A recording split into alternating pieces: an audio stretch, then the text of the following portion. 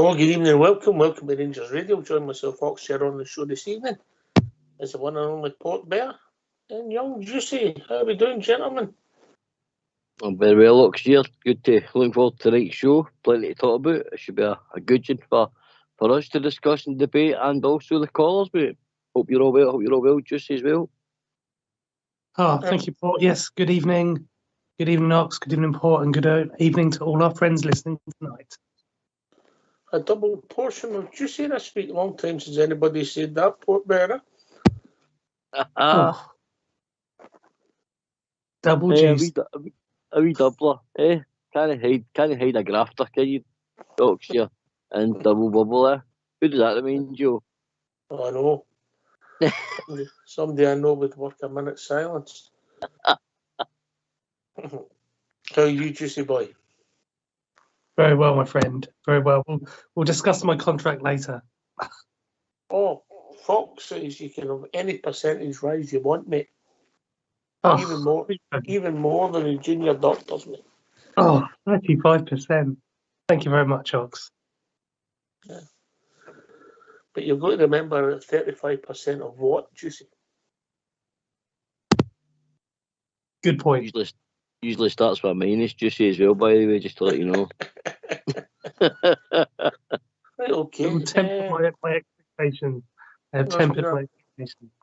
Yes, there's been a lot going on in the last sort of 48 hours, and we'll get an interview for the gaffer, what we'll hear in a couple of minutes. Then we'll go through Ross Wilson's signings. I don't believe they are Ross Wilson signings. I think he's the guy that just brought them into the club. I don't think anybody's clear on what Ross's remit is, and even as late as the last transfer window, the manager told us that he selected the players and he brought them in. So remember that Ross was involved with Raskin and Cantwell as well, if I'm being honest. But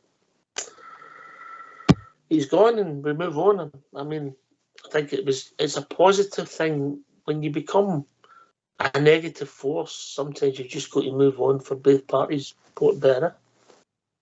I think, do you know, Oxford, I've seen a lot on social media and I've seen a lot of negatives thrown the guy's way, right? But, you know, I think it's came at a good time, and I think it'll benefit the club going forward. We're coming up, this season's nearly finished, and the new season's almost upon us, right? Already, that's how quick this will turn round, right?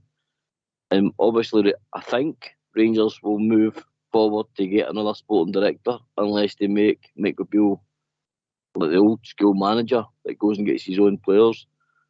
I think most clubs run with a sporting director, but we'll see how it progresses next year. But what it will definitely do is Rangers as a whole, if we get a new sporting director in with a new vision, along with Michael Beale's vision, and they marry together, then is that not a better way of starting a new philosophy and a new way of playing and a new system at Rangers, etc., and a new way of going forward next year? So it could freshen up absolutely everything at Auchenhowie. So sometimes, like we said before, the players can be there too long. Maybe Ross Wilson's took Rangers as far as he's taken them, mate. I mean, he's been at Huddersfield, Watford, Southampton, Falkirk. I mean, he's made a good niche for himself, and he's got a wee top job in the Premier League at Nottingham Forest, mate, and they've got money to burn. I'll be interested to see what league he's involved with next year, but he's gone. Yeah, he's gone. But we're all interested in your club, Juicy, yeah? We thank him for his service, in terms of what he's done. I'm sure, as we'll analyse tonight, he has been a little bit controversial at times. And when we look through his signings, there's some that have been successful, and there's also been quite a few that haven't. But he's done his best. He's done what he can for Rangers, and I wish him well. But as you said, we have to move on. We'll bring in someone else. As Port said, hopefully it will give us a level of freshness, because we need that, not just in some of the management positions, but obviously in the playing staff as well. And his replacement, hopefully, will be working very closely with the new manager, because I don't want any of this nonsense about whose signing it is. I want them to take ownership of it and bring in some quality. Right. You've mentioned the manager there. I think it'd be a good time if we hear from your manager, Michael Beale. Yep. Exactly, mate. Yep. Let's hear from the gaffer.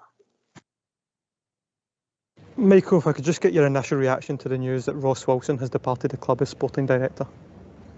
Well, firstly, you're disappointed to lose a good person, someone that I've worked with for the last 3.5 years in 2 spells at the club. Ross was hugely positive in his day-to-day work here at the club, and he brought a lot of the departments together. His job was to oversee, obviously, first-team football operations, recruitment, medical, academy, and bring all that in line, the women's team as well. And we've seen good success in the time that he's here. He obviously was influential in me coming back in, and he's a person that I probably spoke to the most out of anybody at Rangers, and was between me and the board. So I feel like I've lost a good ally. One thing that I would say is a big strength of Ross is he never micromanaged anybody.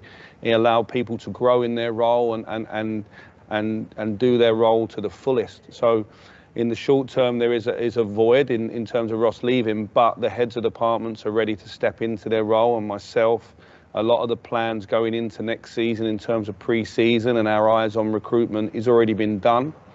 And as I say, I've been aware for the last couple of weeks, disappointed for Rangers that Ross has moved on. But on a personal level, I'm happy for him and his family that he feels this is a challenge he'd like to take. Having known Ross for the time I have, I know this is not the first opportunity to come his way. So if he feels that this is the right thing for him, then we wish him well. We feel that he did a good job here, but now it's time to move forward strongly with the future. And that starts this weekend with the St Mirren game. As we look towards the summer and specifically the transfer window, how does Ross's departure impact the recruitment process at first team level? In terms of the recruitment and targets, me and Ross have been working closely on that. We've got an extensive recruitment team and an analysis staff that collect the data. There's meetings that have already been had.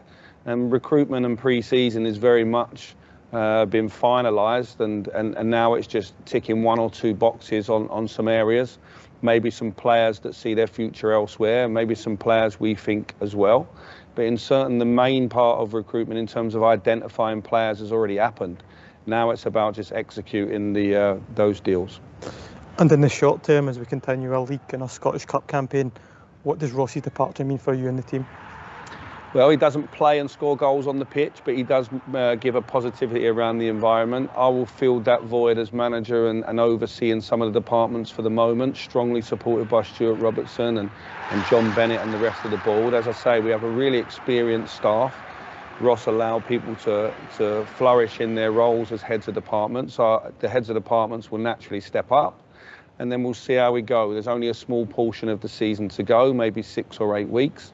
And then we'll assess everything in the summer, as any club would, in terms of their structure. But no, nothing changes massively in terms of the team preparation. That's on me. In terms of the training and how we're going to play and approach each game, that's on me and my management team.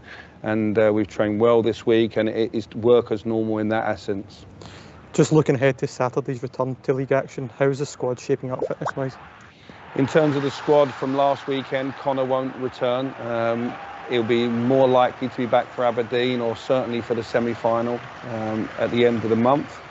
We've got 1 or 2 other bumps and bruises, and players didn't play, didn't train this morning, should I say. There was a game on Tuesday against Chelsea's reserves, which Scott Wright, Yanis Hadji, Leon King and Rabbi Motondo was able to play in and get some valuable minutes for those guys.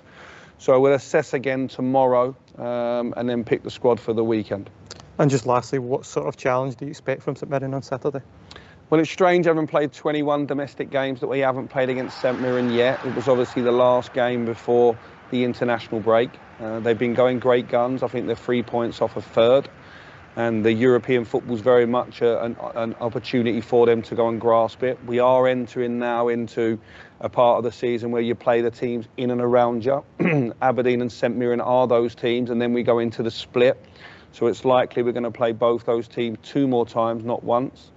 And we know that Stephen Robinson sets up his team very disciplined and very resolute in terms of their defensive shape, and are very good in terms of counter-attacking. So we think it'll be another tough game at home. It's important we bounce back from the disappointment of last week, but there was a lot of positivity that come out of the game in terms of the way we played. We managed to score 2 goals again. 1 goal, obviously, disallowed that we thought was a good goal. And no, we're positive. It's important we come out of this weekend with a strong home performance and 3 more points.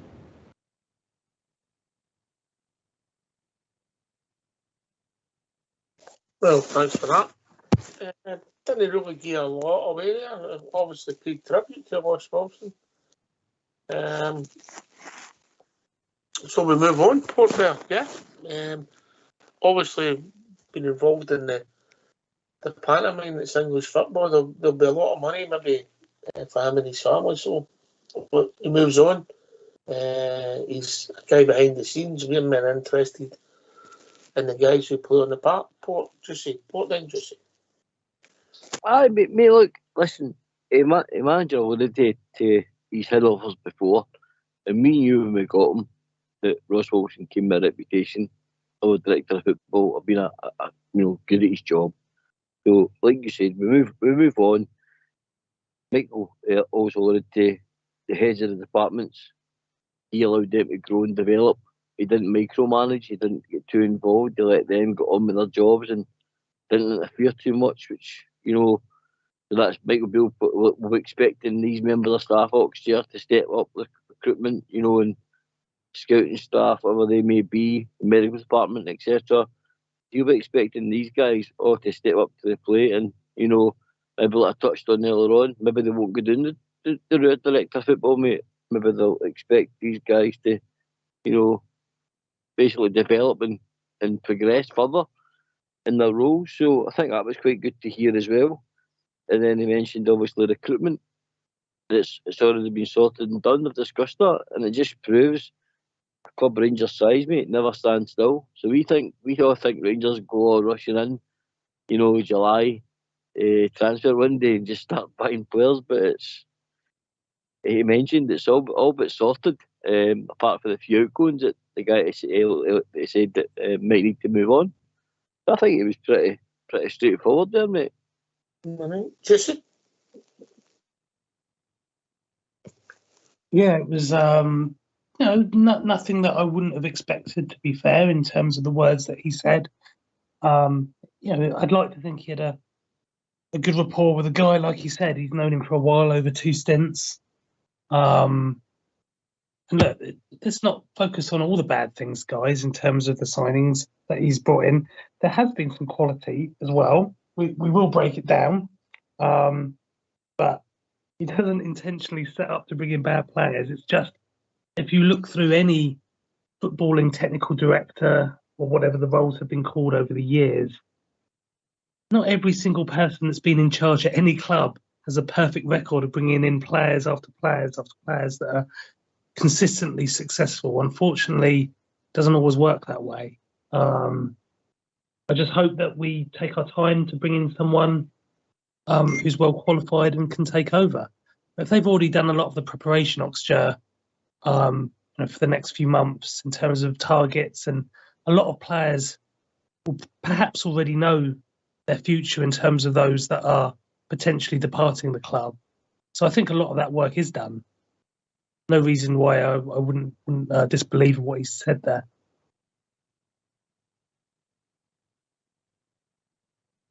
Well, I'm sure there's some people who don't believe the words that their managers say, you know what I mean? Anyway, right, I suppose I'll go to do this task. How many players do you think they signed, Juicy, or was involved in? Well, I've got a list here, so You couldn't. Would you like me to go through it? I've counted them, mate. Enlighten me, sir. Yeah. 26. How many do you reckon? 26, Oaks. A wee bit more than that, but we'll take them as they come, right? And Yeah. I'll get your thoughts, and obviously before we do this, we'll open up the phone lines because we'll work our way through this, and people are. As a phone-in show, they're entitled to their point of view. So if it's all right with you, we'll get the phone lines opened, and then we'll start walking through the players that's coming under us. Let's hear from you. Why don't you give us a call on 0141 356 1972. It's your show. It's your platform. Let's hear from you.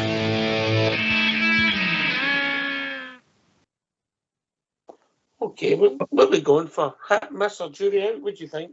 Or just hit and miss? What do you think? Hit And miss, mate. and miss. I think that's fair. What do you think, Jesse? I believe it's about 29. He's the old abacus, isn't he?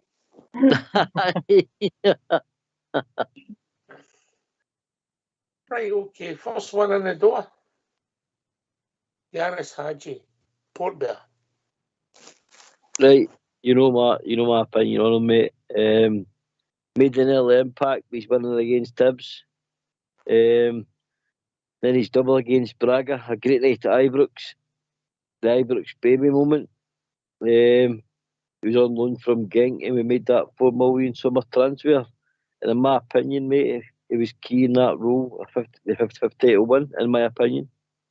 But he's been a huge miss this year, and I still believe he was a miss on the run to Seville as well, mate. So for me, he's a hit.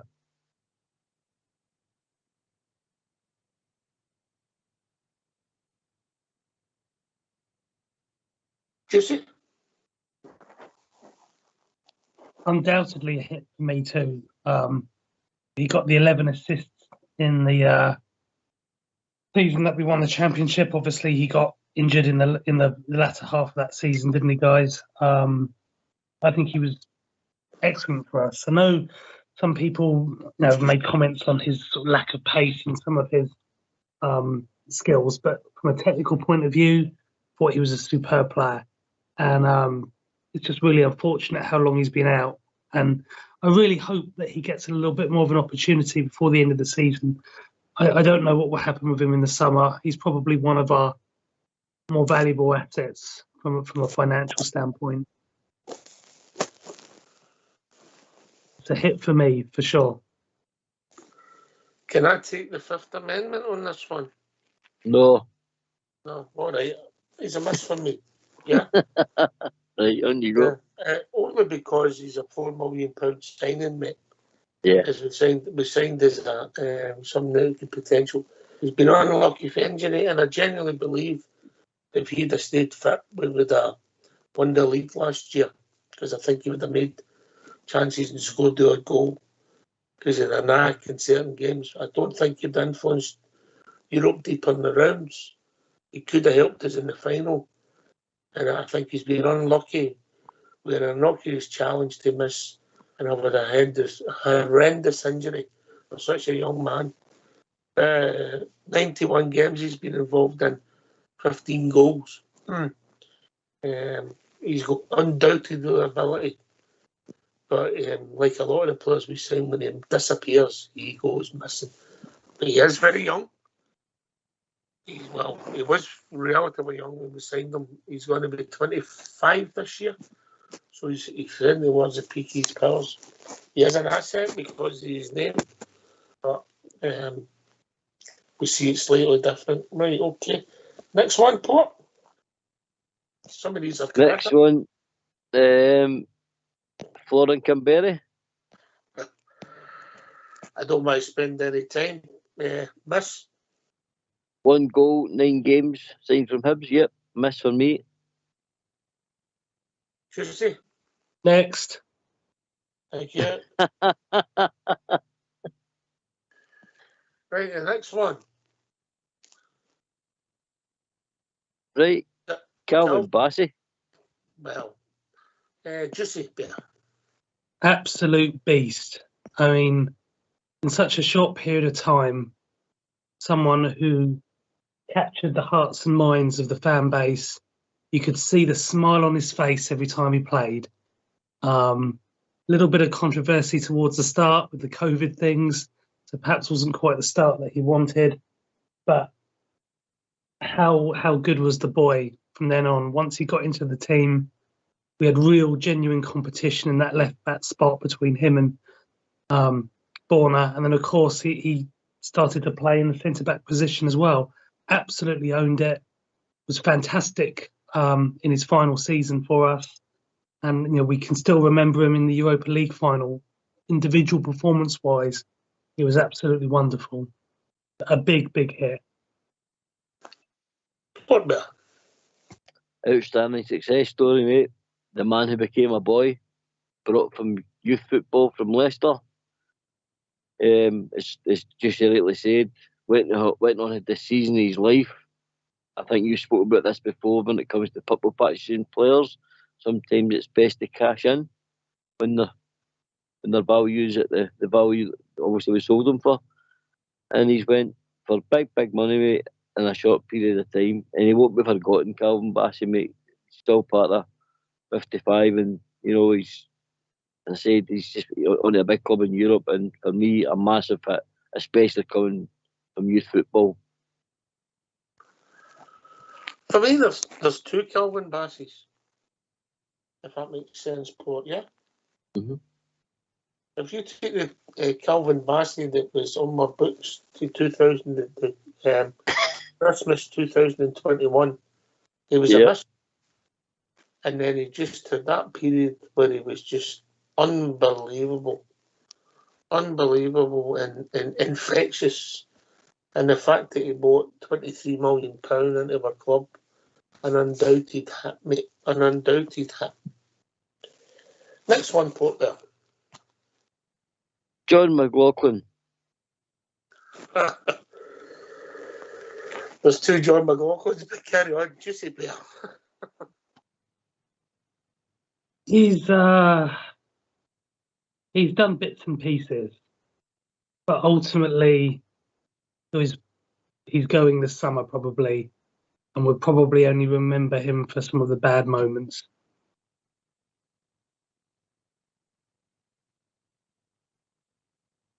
Port? Signed for Sunderland, mate. And I thought he was a naval deputy to McGregor, in my opinion. If you remember, he broke a record of 110 years with 6 clean sheets on the spin. He was the start of the title winning season. But, as you said, two John McLaughlins. However, when he was given a chance to become the first choice keeper, it seemed to affect him next year. But, however, I'm going to give him a hit, mate, because there's times where, the clean sheets, some of the saves I've seen him making, although I've seen him making some howlers, I'm going to say, as a number 2 goalkeeper, he's a hit. But when it got to, he was given the chance to become number 1, mate, he seemed to buckle under the pressure. Yeah, he seemed to have a crisis of confidence after the last game at their place, yeah? Yeah, and obviously the Wednesday after that we played Ajax, and it was one heavy defeat after another, and for then he's not the same goalie, if I'm being honest. I think you've been kind, Port there, because you judge somebody in the immediate forum. I mean, up until the Scottish Cup final, he hadn't done a lot wrong. And then we started the new season, he still hadn't done a lot wrong, and I could see the logic in what we'd done, Juicy. Alan McGregor as a backup, John McLaughlin developing as the number 1, and we get another year, and then hopefully John's all right to go, and Robin McCrory comes in as the number 2, and things are moving. But John, it just went to pieces for him. No, all his fault, but he carried the can, and for me, I miss Juicy Bear. I think when he was goalkeeper at the start of this season, Ox, we were chopping and changing the centre-backs all over the place. It was unlucky. Yeah, whoever the goalkeeper was, that's not easy when you're chopping around your back four, particularly your centre-backs, to such a degree as we were with the crazy injury situation we had. So you're certainly right. From that aspect, he's unlucky. But when you're conceding goals, big-time goals, in some cases terrible mistakes that led to goals in high-level matches, such as the Old Firm in Europe, it's not great. And then when you're suddenly playing second fiddle to a keeper who we thought was only going to be making bit parts appearances this season in McGregor, I would not suspect he's going to be the priority that we want to be the number one keeper moving into the next season. So, he had an opportunity, and that's something he should always be proud of, because he did have that run of games, as Port said. That was last season now, and football, particularly its fans, can be very fickle, and it's really only the here and now that matters, isn't it? You can always look upon the past glories and the good performances, but he's not been able to cut it this season, and that's why we're all saying we need another keeper. I miss Juicy. It's a miss for the juice. It's a miss for the juice. These people that talk about themselves and what's it? Oh, no, whatever that's. Right, okay, next one. Jermaine Defoe. Who wants to go first? The juice. Absolute undoubted hit. Goals to game ratio superb, attitude superb, one of the most likeable guys that there is in British football. Across all the teams he's played for, he's been revered, and we only wish, like every club that he's ever worked for and played for, that we could have had him years ago, because the clinicalness of him is something that we're sorely lacking now. Big hit in such a short period of time, I know, but a big hit. Very, very, very, very right for the support. Good goal ratio. The way he conducted himself, he scored a lot on the part, and I think he scored a lot after the part, if some of the media stories are true. Good boy, good boy. An undoubtedly hit for me. Port Bear. Aye, mate. I think Defoe's, ultimate professional, come in as a veteran, in my opinion. I think Gerrard's influence helped bring him to the club, if I'm totally honest. I think his influence around the club, in my opinion, was a massive help. I remember the times when Alfie was having a tough time. He seemed to take Alfie under his wing, and he's fondly remembered by guys like Glenn Kamara, Bassey, all the guys call him uncle, a big brother figure to them all. Helped us to 55, mate. Scored some wonderful goals. The Livingston one always sticks out in mind. And 32 goals and 72 appearances, mate, isn't a bad going, when a lot of them are substitute appearances as well. Aye, okay. Hit for you then? Hit for me, yep. Yeah. Next one. Leon Balogun.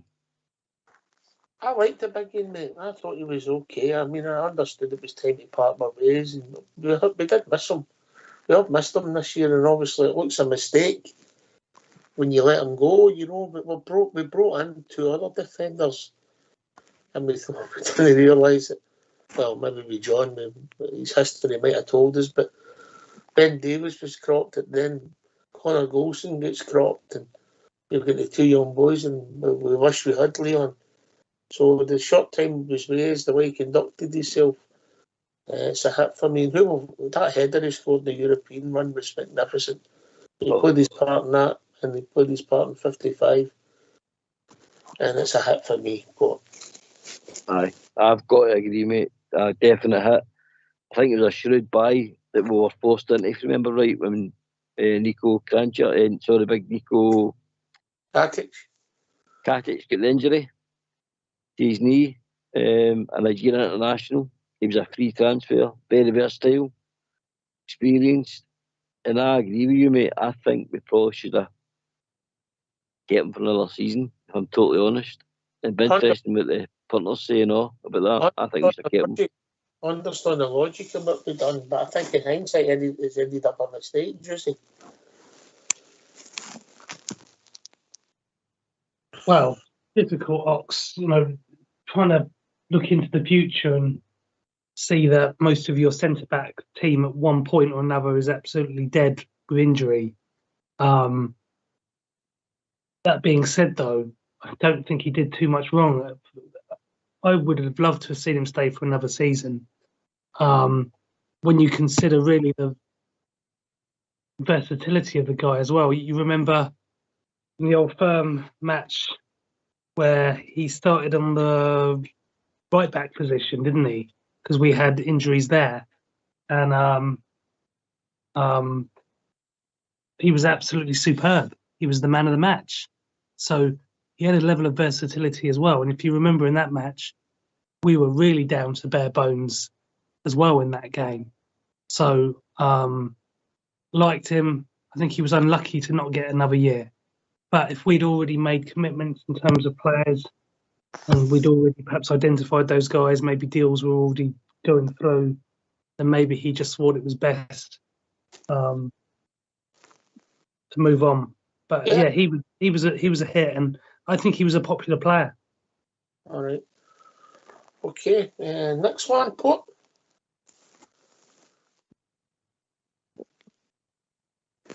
All right, must be too tough for Port, this. We've got Kemar Roof. Listen, Kemar Roof's goal scoring record's excellent. Excellent for us. His goals per minute is absolutely superb. But his minutes on the park has turned out to be absolutely atrocious. So, value for money with the piece, because we know we paid money for him and his wages. He's not been on the pitch enough. We'll put that down to bad luck. Dash. So it's a miss for me. Juicy? It's a miss for me for the same reasons, Ox. Undoubted ability, but he's made of glass, as I keep saying. And if someone's made out of glass, they're not really very good at doing any level of professional sport. And it's ever so unfortunate. When we signed him, we were aware of his injury record, so it was a risk. His goals to minutes ratio, of course, is good, but haven't been very minutes at all. So it's a real sad miss. He scored 2 goals this season and no started again. I know. It's a really sad miss for me, because it's not one that I take delight in saying, because I think he has been good when he's been available, but that's been very, very few and far between. And just imagine if he'd been able to start that Europa League final, or at least come on at the start of extra time rather than the last 2 or 3 minutes. So it could have given us so much more in terms of opportunities and to score some goals. I know that's only one match that I speak of, but just shows you how difficult it's been in an almost 12-month stretch for the guy. He's not started a game since the semi-final. Yep. Last year. Port Bear. Aye, it's hard for me, Oxford, because I remember during the 55 season the amount of goals he scored and the times we saw he was on fire. I remember the goal for the halfway line on my way, in Europe. Some great moments. Undoubtedly, when he's fit, 100%, probably the best striker we've got at the club. £4.5 million. Money for value, it's not there, mate. It's definitely not there. I'm hoping next year, I really am. I really hope that this operation and these tied-up operations that he's had, maybe this has been a problem all along, and maybe he's better just getting this done and this tied up and then get a pre-season under him. And hopefully this name we've gave him, the man made of glass, will go away and we'll get a Kemar Roof that, that's strong, fit, bang in the goals where we know he can, mate. But because of the value for money for me, not the quality, I've got to give him a miss, mate. Right, okay. Next one. Cedric Itten. Yeah. Yeah, Big Itten. Not a piece. I don't really think he got his opportunity. He's got a couple of good goals. There's a couple of decent performances. Was a traditional centre forward to run the channels. Just because of his lack of games and starts, I think it's a miss for me. Yeah, we got some money back on him. And he goes with our best wishes, but it just didn't work out. Port. Like the goal against Motherwell, didn't he, mate? And I remember his cracking goal against Les Poznan. Other than that, he did very little, mate. So I think at the club at the wrong time, in my opinion, and end up getting a loan back to Switzerland and then get a move to Young Boys. So those were best misses, mate, but it was a miss for me. Yeah. Juicy. Yeah, a miss also. Likeable guy, didn't really get the starts, didn't really do too much when given the opportunity, other than, as Bort said, like to go against Motherwell. The goal against Poznan probably being the highlight. I think the group was already done at that point, though, wasn't it? I believe, because we ran away with that group, but he didn't really get the opportunity, and when he was in, he didn't really show too much of it either. So he was a miss. All right. Next one, Pop. Bongani Zungu, South African, Yeah. signed for Amiens in France. We took a punt on somebody mid-season. We gave him a couple of starts. I don't think he recovered for the horrendous tackle the night we lost. I think we lost the League Cup. Was it the League Cup game we lost to St Mirren? That's the one, yep. I don't think he ever recovered for that, for getting him back involved. Obviously, he was involved in the COVID thing, but a miss for me. Yeah, a miss. I've got to agree, mate. No impact. Juicy? I distinctly remember his first match where he came on as a substitute, although I can't remember the opponent. I can remember him pinging the ball all over the place, and myself and my dad sat up and watched him and thought, my goodness, look at this guy. He looks fantastic. And that was the highlight. The first game substitute appearance was the highlight. And unfortunately, he never really lived up to what I saw in that first game. His opportunities diminished. It's a miss for me. Yeah, it's right. He definitely had the ability. He definitely had the ability, but just didn't work out. I'm trying to see if I can find out who that game was for you, mate.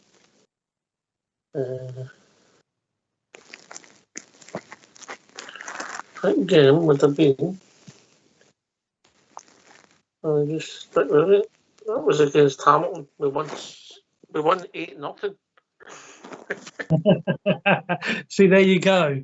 Everyone looked good against Hamilton that night.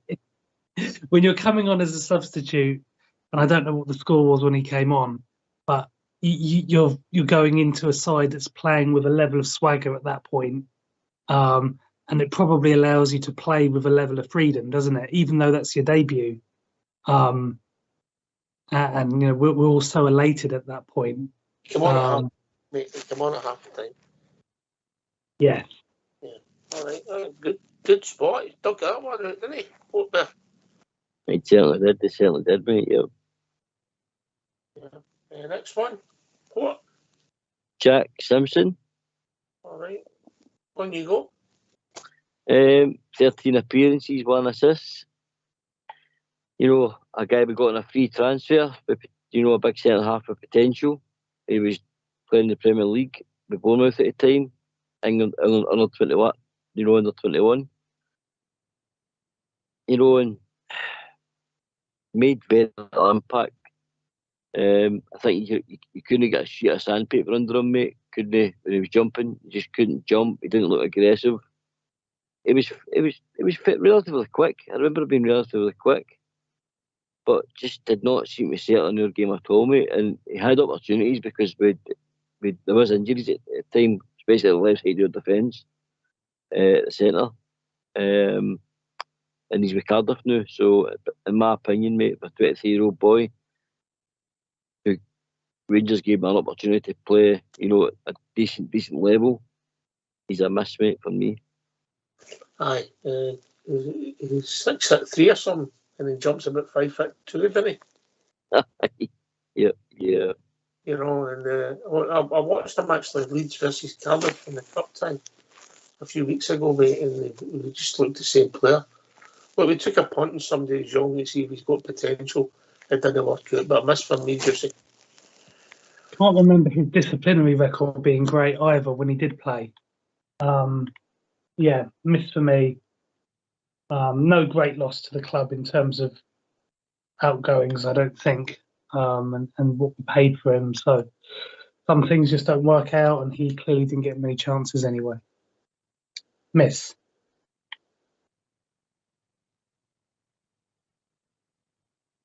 Your favourite player next Scotch year? Yeah. The guy always turns out well. Scott Wright, appearances 39, 5 goals, 3 assists. Signed for 150 grand, and Ross McCrory's included in that deal. In my opinion, mate, he's shown very, very little, and it was clear that when Broncos didn't fancy him at all. And I'm going to be harsh here. I don't think he's even good enough to be a regular starter or an impact player last year. So he's a miss for me. It's bizarre. Scott Wright was doing in the history of our club, mate. He scored a I know. great final. He started in the Europa League final. Yeah. I'll be honest with you, I think we started with 10 men. No happening a lad. Again, we brought in a young guy, potential to see if it worked. A total miss for me. Juicy.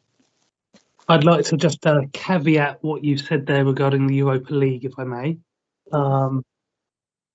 Your Rangers Radio panel were only 1 or 2 more players off being injured from making an appearance on the bench. That's how down to the bare bones we were. So it was of no surprise that Scott Wright started that match. If some of the Rangers Radio panel be playing the right side that night, it might have been a different result. Well, exactly. I'm a defender myself, so it wouldn't have been me up there. So obviously you can't play football then. Right, carry on. He just he's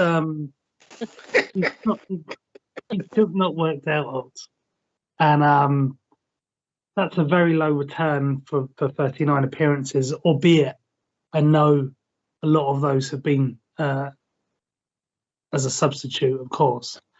But when you compare him to 1 or 2 others who we'll get onto, there's more fight and determination from some of those others who we'll get to. He may be well turned out, but I think his time at Rangers Football Club is limited. Miss. We will miss him in the calendar. On you go. Port next. Namdi Offerborn, mate. No appearances. Don't let they say too much. He's not played due to a heart issue, mate. Health's more important than football, in my opinion, and I hope he makes a full recovery. Listen, I don't think it'd be fair to judge the boy. No. Obviously brought him in with a clean bill of health, and after he came and done the pre-season, something happened to the boy, and we wish him all the best. Next Port. Fashion Sakala, 38 appearances, 10 goals, 2 assists. Fashion's fashion, mate. He's unpredictable. Didn't get a fair shake, in my opinion, under the previous regime. But I seen an interview with the guy actually wanted to leave. Didn't know he'd been involved in football, mate. There was a host of clubs wanted him, mate, on a pre-contract deal, and he chose Rangers.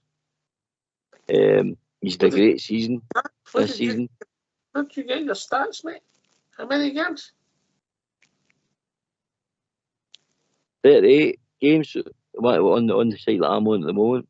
There you go. 83 has been involved in 41 starts, 42 substitutes appearances, 19 goals, mate. It's excellent, mate. You know, he offers raw pace, energy, provides a goal threat for wide areas. You know, what more can you ask for? Well, I like Fashion, and I think he's... has he been a hit? That's a big question. Hit or miss Port on the spot, mate? Can I use juries out? No, you said you didn't No. want that. All right. I'm going to see a hit under Michael Beale, mate. Aye, he's been a hit under Michael Beale. Jesse? Yes, he has been a hit under Michael Beale. Of course, as Port said, he didn't really get much of an opportunity under Gio. But we must also caveat that with the fact that the boy's been played out of position for almost his entire Rangers career. He's a left winger. We've barely played him there because Kent seems to have a free ride. I don't know if he's got pictures on the manager or something that makes him play every single game, but Fashion deserves an opportunity there. And I know some people in the chat and some people in the YouTube comments who I like to have a chat with the guys from time to time, don't all rate him. But I think we'd all agree that any player deserves an opportunity in their preferred position for a few games just to see what they can bring. So from that respect, and because the effort he's put in and the goals and assists, he is a hit, particularly under Beale. Fashion the man, 100% hit. Fashion the footballer. Oh. Well, let's just say he's under Michael Beale, he's more goals chopped off than Scott Wright and Ryan Kent have scored in a year. There's a stat for you. Wow. Is he a hit or a miss? Fashion? Oh, see, we should have went for jury's out, but I know, mate. I'm going to say he's a miss. Oh, no. Oh. He's a miss. There you go. Port Bear next. Move on. John Lundstrom. Well, thanks. I'll go quick, mate. Thanks, John Lundstrom. I'm no sleep tonight. I know, mate. I know. I'm like Fashion. I Just I think you need to take a break, Hawks. We'll take it from here. I like Fashion. I don't know if he's got it. What the hell? Who needs it on? Nah, I'm not going to change my mind. John Lundstrom. Right. Yep. Oh, that's another tough one, mate, because the John Lundstrom that scored that goal that night against Leipzig, we'll never forget that stadium, yeah. Oh, the piece, miss for me. Again, mate, another free transfer that I believe Gerrard had a lot to do with. You know, at Sheffield United, I thought we were getting a real good player that was going to hit the ground running. But, you know, it took a long time to settle, mate. And at times he'd been crucial in big European games like you touched on, dropping into the back, you know, centre-back position when Rangers were switching to 3-5-2 and Gio was doing that. But the question is, is he a big part of Michael Beale's, you know, forward-thinking midfield going forward? And has he done enough this season? The season in Europe, mate, on that form, it was a hit all day long. But in my opinion, at the moment, he's a miss because he's just no influential enough in that midfield. I'm just in a text with Fashion Sakala. And do you know, I was hoping he wasn't listening. And do you know your second biggest listeners, mate, the Zambians? You upset the whole of Zambia. No, I don't. We've just lost half our audience. Man, you know, it's the offside goals. Let the offside rule and they've been a hit. Right, all right. John Lundstrom, hit or a miss? Just quickly. Hello. Definite season of excellence in the 55. Was good last season, particularly in the European games. But the season before that came very close to leaving because he just wasn't getting involved. And this season he's been poor as well. He's just about a miss for me because of the fact that for the majority of the time he's not been great. He definitely peaked, but overall, my friend, disappointing because there's no consistency. We're going to have to speed up here. Yeah. Anyway, we've been joined by Bob J. Evening, Bob J. Hi, good evening, everyone. How are you all doing? Good, mate. Yourself? Not too bad, pal. I'm just in the door. 2 minutes. I believe you're having a discussion about Ross Wilson's signings. Yes, mate. Right, okay. You want to go through them with me, or what? Well, we'll bring you in, mate, as we go through them, but we'll reach. Aye, okay. Okay.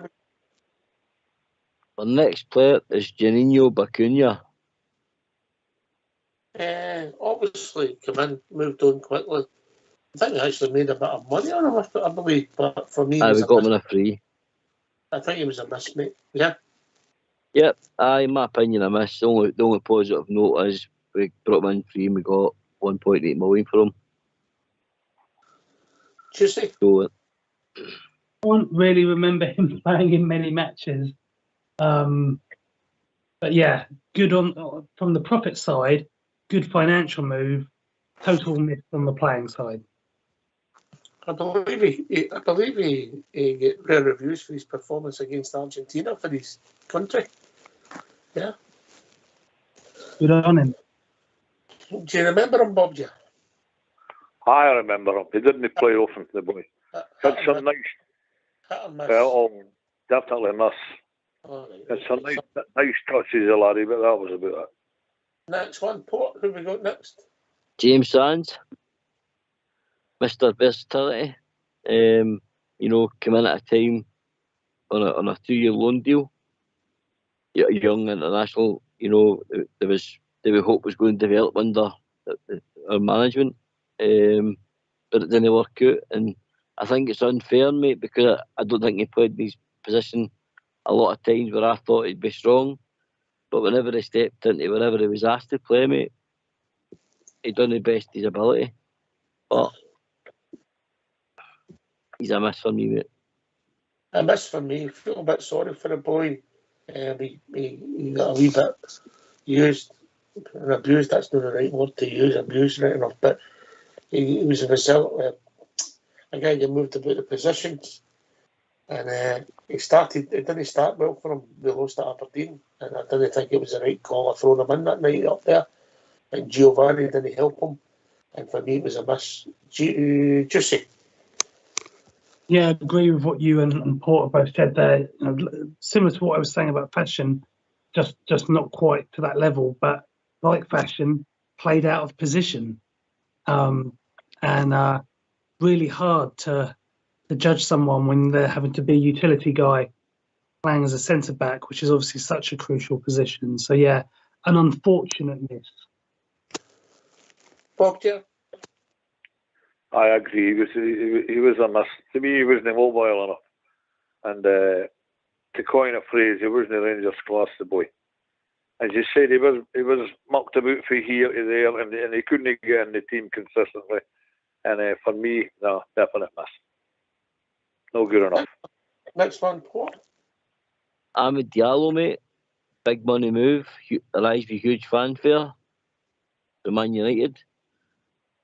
I think. Do you want my highlight in Diallo? Right, go on. My highlight of Diallo is when he was going round the park collecting all the scarves and hats the night of the Leipzig game. Gosh. Listen, we brought him in. I think we could have done him this season. He's kicked on with Sunderland. He has. Well, he was with us. He scored in his debut. I think he might have Ross scored County. well. We were the piece, and I think we hung him out to dry a bit when we played them at their place in that game. Right. I think it was another mistake of Giovanni's. And ultimately, for the short time he was with us, I missed me. Bob, Aye. I think we all thought, as you said, he came with quite a reputation. A lot. He was playing with Atalanta in Italy at the time, wasn't he? And he was a loanee.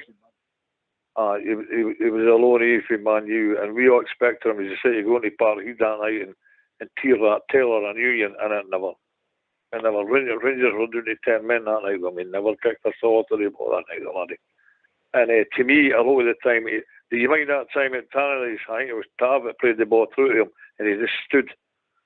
He went, oh, I'm offside. No, you should never do that when you're playing with Rangers. It's 100% maximum effort all the time. And to me, he didn't look interested. Total miss. He was better moved on, the boy. Good luck to him at Sunderland. Next one, Port. Wait. Mattis. Sorry. When you go. just if I may, I thought Diallo, agree with what you've said there, particularly about the match at Parkhead, but I thought he got a bit better towards the end with us. And I was quite keen on him re-signing for another loan, because I actually think there was more to come, which you've seen at Sunderland. So, and another unfortunate miss for me. Yeah, he has kicked on. Next one, Port. Matej Stachowski, one appearance, Polish right back. He arrived as a replacement to Nathan Patterson to back up James Tavernier, and He's out on loan, and for me, as we sit today, he's a miss.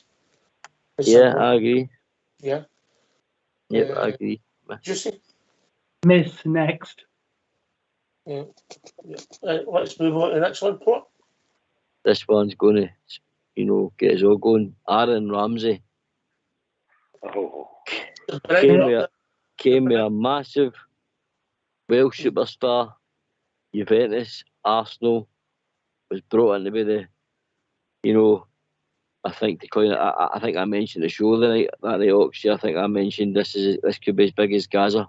This could be a guy that could take us to the next level and help us on that road to Seville. And in my opinion, I miss, mate. I think you were on your own with that one, mate, but there you go. I miss, nice guy. He'll never be forgotten. And some people would say never forgiven. But that's a bit harsh. But I think that night that we signed him was actually the beginning of the end, the supporting Ross Wilson. That night when he was in the stadium and when Aaron flopped, I think that's when the pressure started building and Ross at our club. Juicy and then Bob, yeah. Ross Wilson, that day that they signed him, was dribbling with excitement. He was involved in the presses. You could see him lurking in the background in the press pieces, and how quickly he disappeared when things started going wrong. Unfortunately for Aaron Ramsey, he'll be remembered for the penalty miss. Could have been anyone, but it was destined to be him, I'm afraid. It's very sad, but anyone can miss a penalty. So I hope people don't hold that against the guy forever, but it is unfortunately all we're going to remember him for. He was a big, big miss. Yeah. Bob, Chair, before we go to the tune. Well, right away, what was the first game he was going to be involved in? Was where. And where was he? Sitting in the stand. Signed with fitness. Juventus tried to offload him because of fitness problem. And he came to us with fitness problems and didn't play as regularly as he should. And when he did play, he didn't look fit. I'm not a political expert, but to me, he didn't look fit. As Juicy says, he's remembered for two things for me. One, his goal against them at Ibrox and the penalty miss in the final. So, big miss for me. An extra big miss. Get yourself some mute, because we're going to have a tune.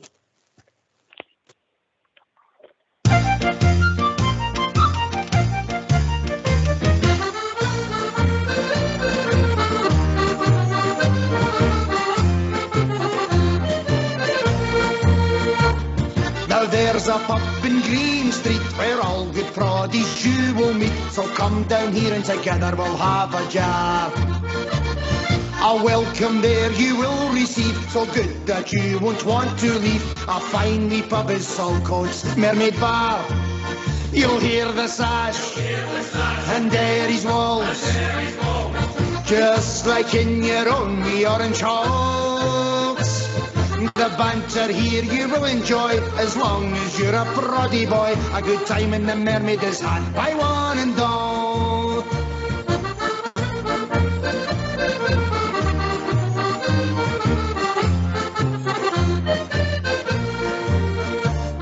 We all support the Queen and Crown. The prices here are the best in town. The bar staff, they are one terrific crew. Everyone laughing, full of cheer. It's one tremendous atmosphere, singing to support the red, white and blue. You'll hear the sash and Derry's walls, just like in your own wee orange halls. The banter here you will enjoy as long as you're a proddy boy. A good time in the Mermaid is had by one and all.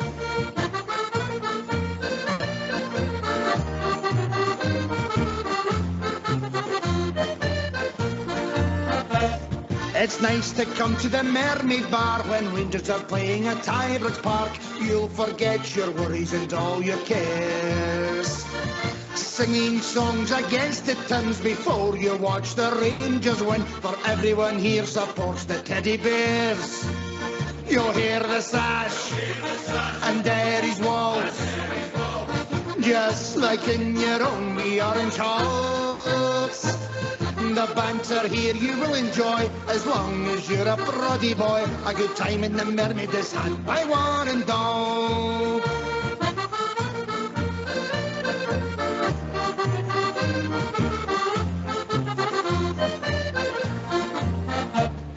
If you are up from Belfast town, Tyrone, Fermanagh or County Down, Armagh, Antrim or London, Derry shores, the Mermaid is the place for you, so come and have a drink or two. Next time in Saltcoats you'll want to come back for more. You'll hear the sash and Derry's waltz, just like in your own wee orange halls. The banter here you will enjoy as long as you're a proddy boy. A good time in the Mermaid is had by one and all. You'll hear the sash and Derry's waltz, just like in your own wee orange halls. The banter here you will enjoy as long as you're a proddy boy. A good time in the Mermaid is had by one and all. A good time in the Mermaid is had by one and all. A good time in the Mermaid is had by one and all.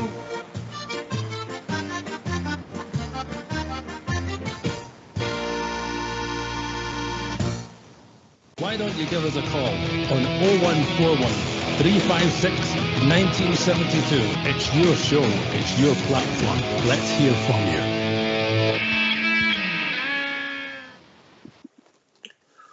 Right, okay, then we move on to this, the rest of this year's signings.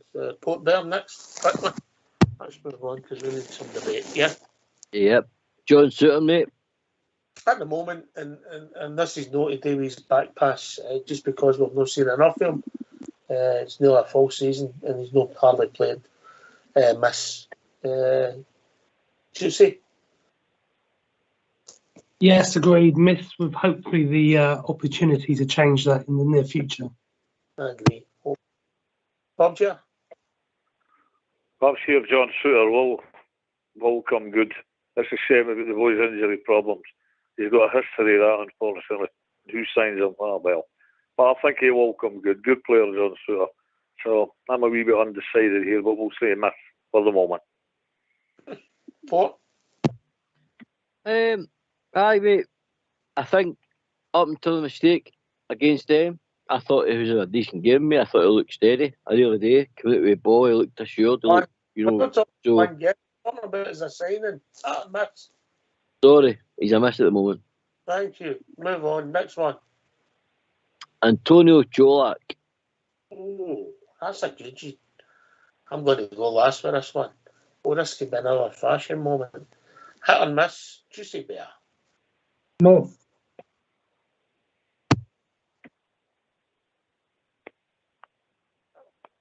Would you like me to expand?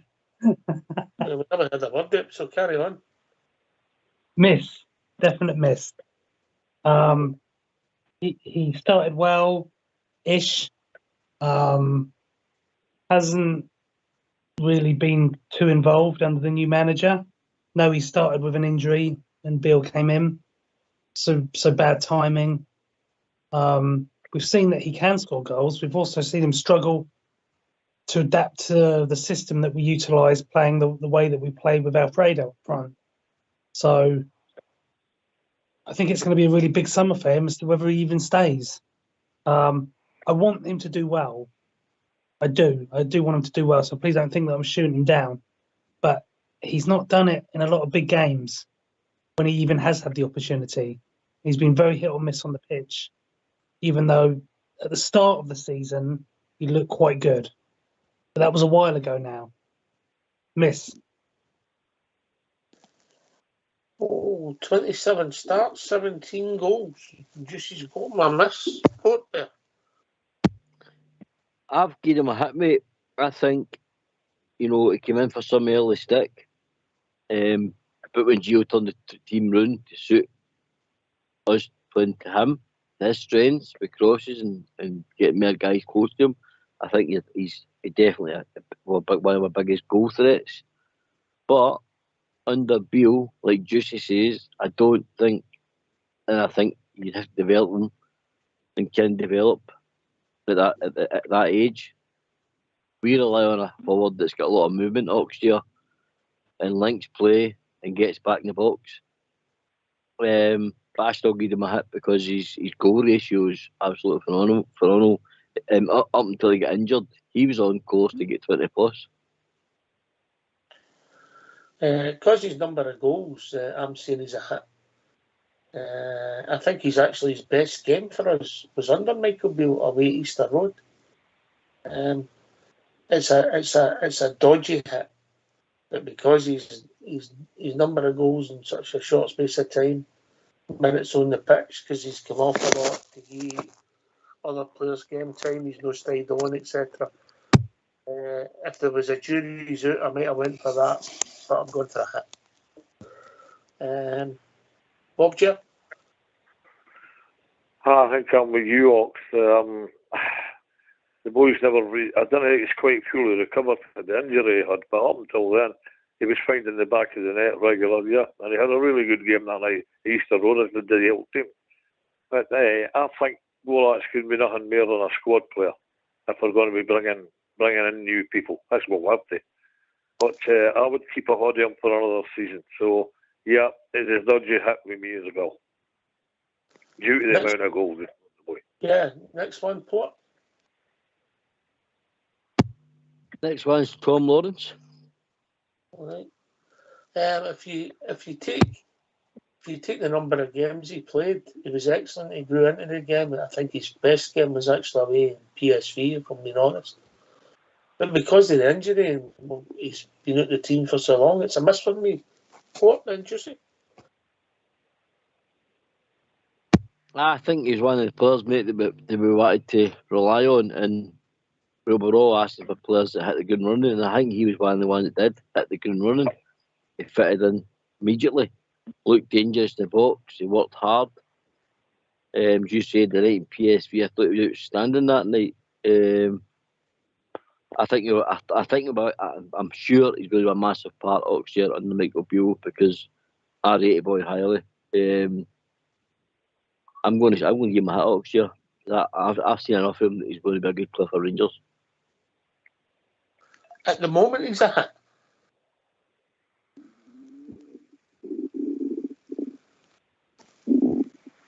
Are you saying at the moment he's a hit, Port Bill? Oh, sorry, no, not at the moment, but he will be, sorry. But he's not at the moment due to injury, sorry.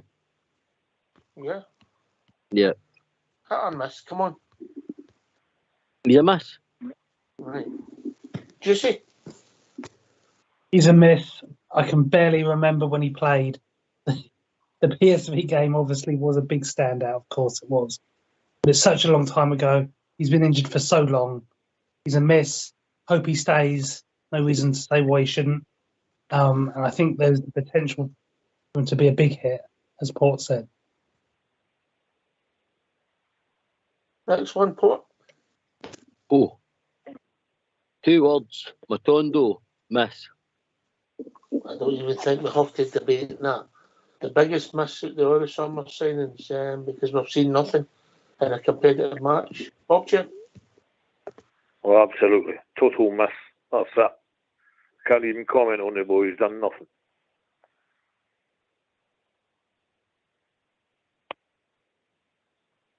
The Juice? Oh, miss. Next, Port. Moving on briefly, quickly. Malik Tillman.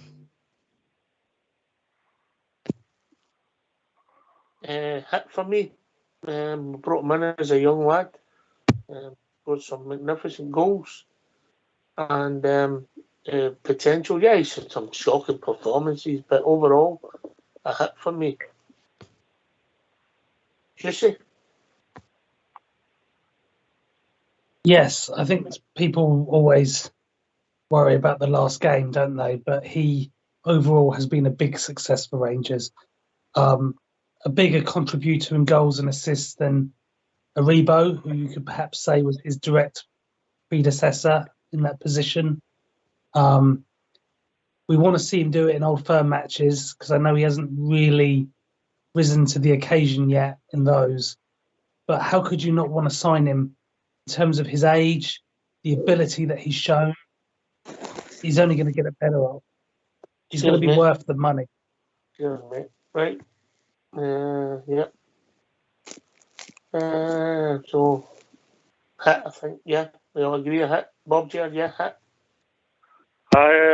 Yeah, I'll go for hit due on his performances, but he needs to do it in the bigger stage. That's twice he's played against them, twice he's no kicked the ball away. But you say he will fill out. The potential there. He's very skillful, but I don't. It's rumoured that Bayern wants £6 million for him. I wouldn't part with £6 million for him. But overall, a hit.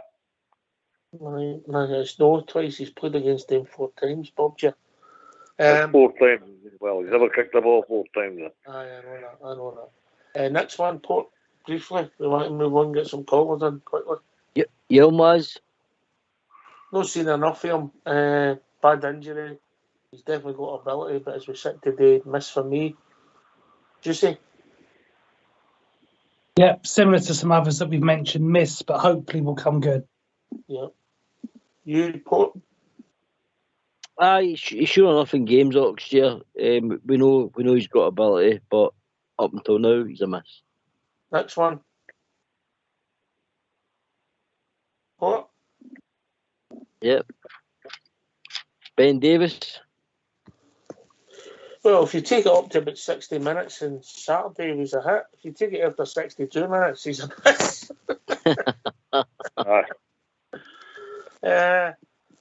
Of the piece, I think he's been steady, no outstanding, but it just moves into the hit ratio, if I'm being honest. Port? I'm going to go with hit, mate. The development alongside Connor Goldson, and as the understanding builds, it's getting better and better, and I'm going to give him a hit, mate. Just for that. Hit and miss, Juicy? Yeah, a hit overall. He was injured for quite a while, Ox. Took his time getting in the team, but overall, hit. Cheers, mate. Hit or miss, Bob? Hit or miss? Very quickly, I would go for hit. He's been consistent, the boy, if he came in, apart from one mad brain freeze on Saturday. But we'll not hold that against him for a minute. So for me, it's next one, Portman must be getting near the end. I think I'm up to it. Ben Davis, that's what I've got now. Right, we'll get 2 others, mate. 2 others. Right, well, I've missed 2 there. Nicola Raskin and Todd Cantman. Yeah. Right, so Raskin looks potentially, in the games I've seen him play, for me he's potentially a hit. And the same with Cantwell. We'll take the 2 of them together. At the moment, as we sit today, what we've seen, hits for me, and hopefully they can get even better. Juice? As of right now, 2 hits with a lot of potential to come. You agree, Port Bear?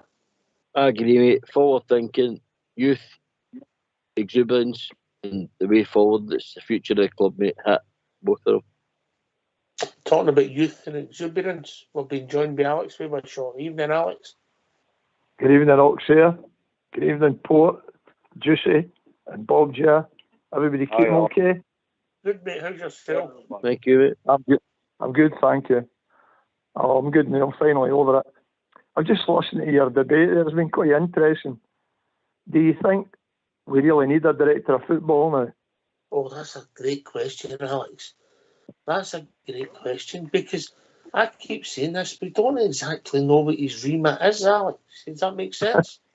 No, you're quite right, because I'm the same. I haven't got a clue what exactly, if the guy picked these players or what, but if he did, it's quite horrendous when you hear what you call it, the names that have just been given out there. So, I just don't know. I haven't, whether we get back to the old way again with the manager and you get the scouts, because that scouting system certainly wasn't working there. No. I don't know how much influence Ross did have and all that. You know, you heard the manager saying that he let the departments do their bit and then collated the info, so I really don't know what his remit is, but I'm tempted to say it's a role that maybe we over-exaggerated, mate, if I'm being honest. It could be. Did he not make it? I don't know, was it Michael Beale? Did he make a statement that I may have picked up wrong here? Was Ross involved with the medical? Yeah. He would get the info and pass it on, mate, yeah? Oh, That's the way I see it. Well, that's quite poor. It must be quite drivel. I'm not really blaming him, but the players that we brought in. I don't think he puts the gloves on and tests people on that, mate, you know what I mean? No. No, but if he's recommending them and that, and they're carrying it, so many injuries in that, all said, it doesn't look very merit anyway, some of these players that they got. And you look back, hindsight's a great thing in that, but if guys are carrying any sort of injury, especially to play with Rangers, they should be nowhere near the club. And this is the fear we've got now. All these guys coming back. And it's all right saying we're going to get rid of them all. Let's try to get rid of them all, which could be very daunting, to say the least. Who's going to buy these players? And if they're sitting in good contracts, it's going to be very difficult to move them on as well. And this is, I think, it's not going to be as simple as everybody thinks. Get rid of all these players and bring in a new team. I think it's going to be very, very difficult. A lot will go naturally. Juicy, do we need a director of football? Alex, original question. Well, as we were saying earlier, I was getting confused with the name of the role because you see these names in football and you think, well, what does it really involve in terms of the day-to-day job? So I would say we don't necessarily need to fill it like for like. Just depends on what they want that remit to be moving forward. Can the manager do it with support from other members of the technical and scouting network? Probably, because football's been around for a long time and that position didn't always exist.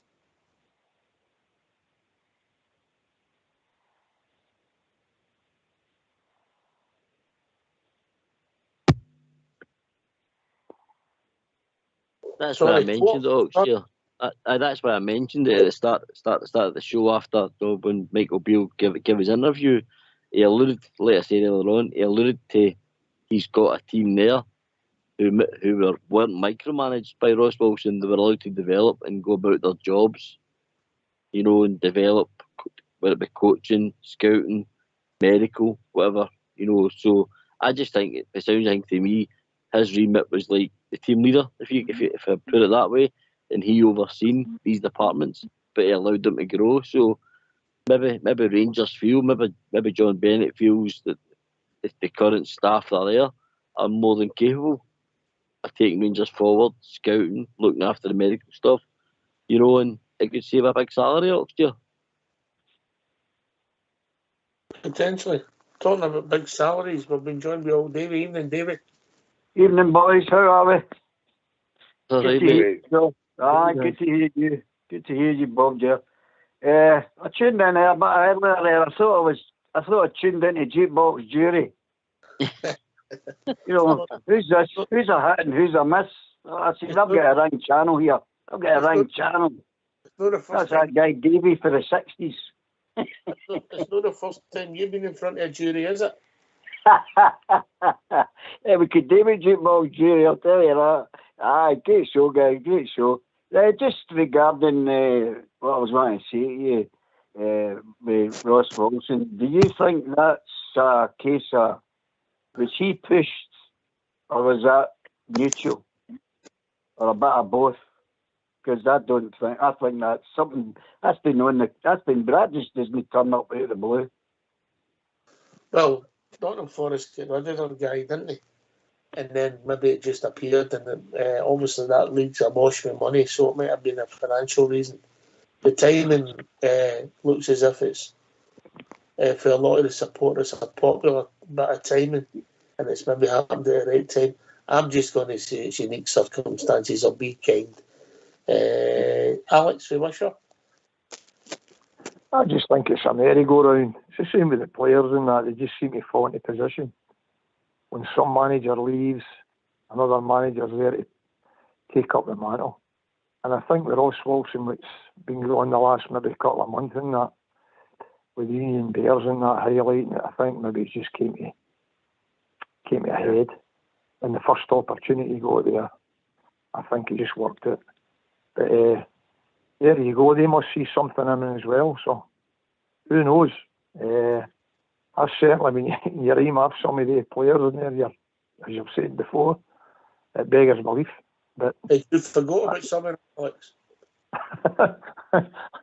I was kind of glad I forgot about some of them, but there was some list. Let's be quite truthful.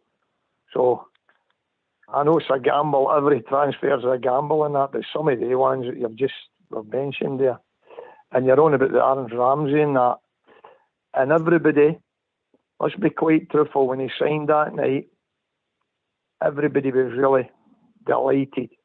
Although he had an injury for Juventus, when we got that kind of calibre of player coming to Rangers, we thought this could be the one that could take us there.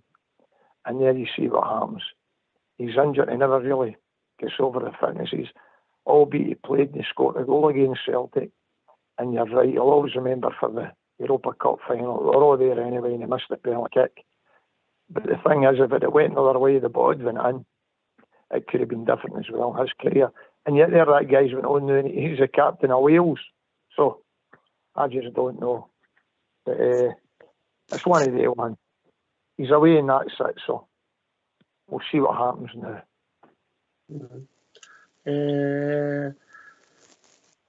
Where do you stand in the director of football role? Do you think it's needed? Yes or no? Just, yeah. I think it's a modern part of the game, Oxford, but the game evolves all the time. So, like the manager says, I think no, not Rangers. I think we should trust in what we've got. All right, back to you, Davey. What else is on your mind, mate? Did I hear you mention something about, obviously, going back to the Wilson scenario, that he had an involvement with the medical side, or was that just somebody brought that up? Or what? That was Michael Beale said he was involved in collating the information. That was the way I picked it up. Does that mean that? Well, if that's the case, you can't put a finger on him and say, well, he's the reason why all the injuries weren't getting sorted. No, but I mean, collate the information and pass it. Yeah. But that needs to be addressed, that situation, the medical situation, because that's just totally unacceptable. That can't be a continuation at all. In what respect, Davey? Well, I just don't think they're doing. I don't think they're. It's difficult to call. It's difficult to call when you don't know. When some of the length of times the injuries have been going on, you've got to sit back and say, "Come on, that can't be right."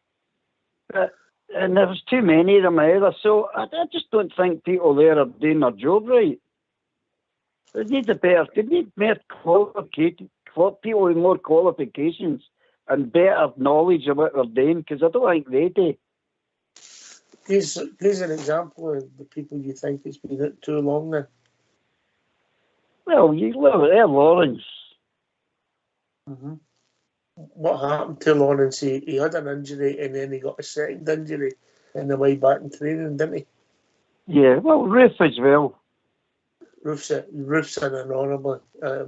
Roof's a top one. Yeah, he hurt his shoulder in a mud bath. I've never known anything like it, Alex. I was there. He fell where, as you say, the bat was like a clog by and he fell in the muck. Next thing he's out with a shoulder. then it's new down to his hip. So I don't know. The guy, there's no getting away from it. He's the best striker at the club, and unfortunately, injury prone is an understatement there.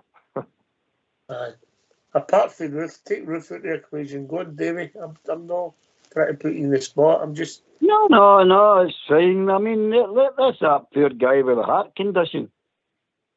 I mean, how did he? I mean, if no, I'm not having a pop at him, but how did he even get in the door? He passed his medical, mate. Well, that's what I'm saying. But He couldn't have done a good job. The condition happened after his medical. Is that not possible? No, I'm not buying that. All right, okay. You have your MOT, you drive around the corner, your clutch goes, Port Bear. Aye, you can, these things happen, mate, and it's not until you start going for scans, etc. And, and he was doing a pre-season, and maybe it was a very, very difficult pre-season for what he's used to. And an anomaly showed up that he's maybe had the birth and it's just been picked up. These things happen. Very unfortunate, but that's life. Yeah, another one, Ox. Suter. I think my understanding is that the length of Suter's injury was caused by we got it wrong. Our club got it wrong. And because the injury could be longer than what it should be, so I would put that down to the medical department, David. Yeah, I agree with you there. But Yilmaz, Hadji, Yilmaz, one of the worst hamstrings I've ever known, Alex. Hadji, and the Innocuous bang, a cup tie to one easy. A knee replacement. I mean, I don't know how it just, there's Connor Golson, who's never been injured for his second injury. Yeah. No, you're right. It just mounting up, and it's unbelievable for a football club to have as many people injured, as you say. Hadji as well. Hadji was a big injury. That's getting rebuilt his knee. Hopefully he comes back. But that's another question. See what kind of level he's going to be at. And the young Turkish guy, as you say before, he pulled a hamstring. God, it's been unbelievable in that way. With injuries we've had and that, people out and just all over the ship. Everybody, whether it's the training methods or what, everybody's got their own ideas about it. But you go back to when I thought when the doctor that came up for Liverpool with Gerrard and that, Michael Waller, he's doing it at Leicester City now. I think he was a doctor, but certainly had no injuries then, but I just don't know what to make of that. You can't comprehend in that.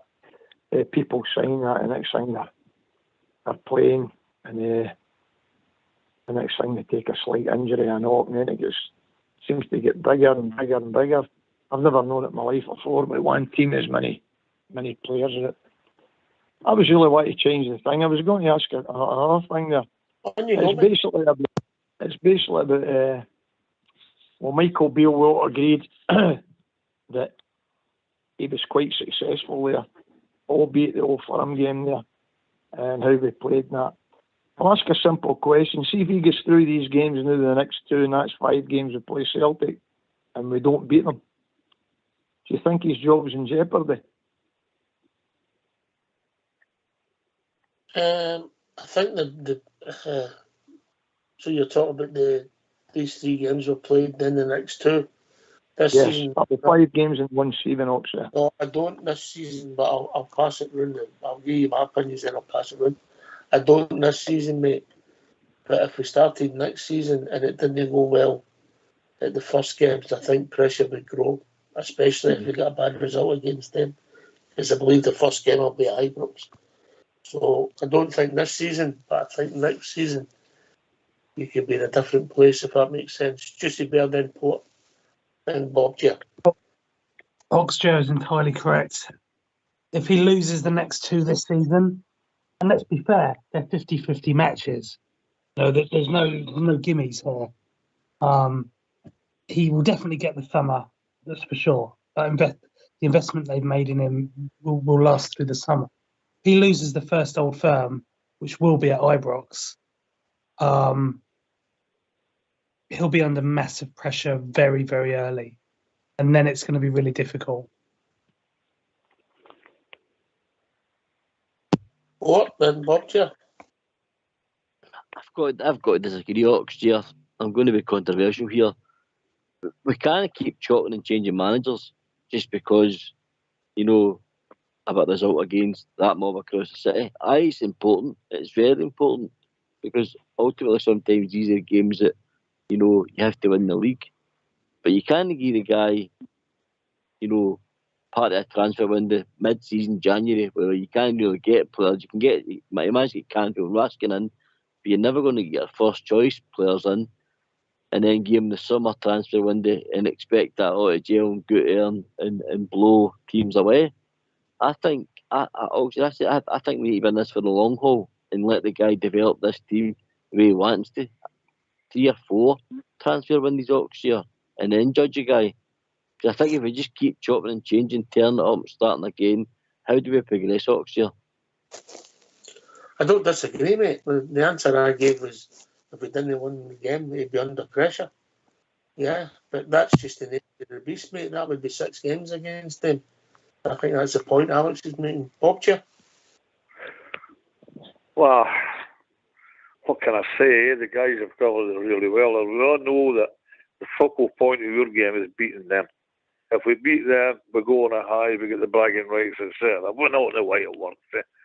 And as far as Beale goes, I don't think Beale's in danger at the moment. He's no longer in the door, the man. And he has made an improvement, let's be honest. But the improvement is still big enough. You've got to get by them. And if he can't do it next year, then I believe he will come under colossal pressure. Aye. But as Alex says, we can't keep chopping and changing managers. Rangers are in a hell of a state at the moment, boys. That's the crux of the matter. Going on, you've just recited all night about these injured players we're sending, these players that are no good enough. We are in a hell of a state at the moment, and we must try and struggle to get out of it somehow to get the club back on top where it belongs. I think that's basically the problem.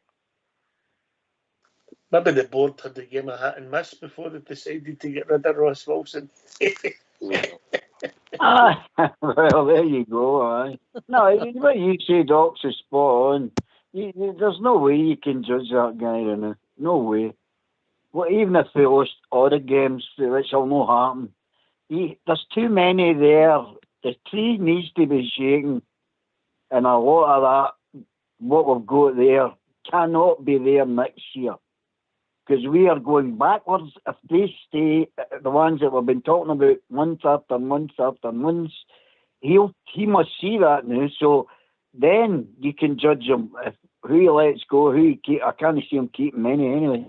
And what he brings in. What he brings in is massive, absolutely massive. Then see where it takes us, and then you can turn around and say, right, I or no. But at the moment, no, you can't even go down that road with him. You cannot. Can I come in there just for a thing, Doc? Hi, mate. David, you're right in what you're saying, mate, but like I say, the whole thing is developing into a shambles with these contractual problems. You've got people that have not done it for the club, are under contracts. I don't know, a year, 14, 15 months they've got to go. How in hell's name do you get rid of them? You can't just kick their arse out the door. So it's all down to money that the clubs unfortunately no go. And I think, anyway, and I didn't like using this word yet again, I think it's all developed into a total shambles. Maybe due to Ross Wilson with his appointments, and we've inherited these people. And we're stuck with them. Unfortunately, I think we're stuck with a few of them for a while. But it's all down to who Beale brings in. Ox, I'm going to sign out, mate. Thank you very much. Enjoy the rest of your night, guys. Hey, Bob. Cheers, Bob. Good night, Good night, Bob. Bob. Can I come in there, Ox? I thought it was the Waltons there.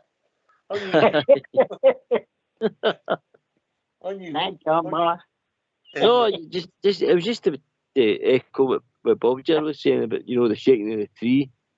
You know, we started the shaking of the tree for me is when Gio went, Beale comes in. They will shoot the tree a wee bit further. We've got rid of the director of football, who a lot of people have, you know, have seen enough of. And maybe this transfer window coming up, mate, and players leaving and players coming, that's the next part of the shaking of the tree development, if you like.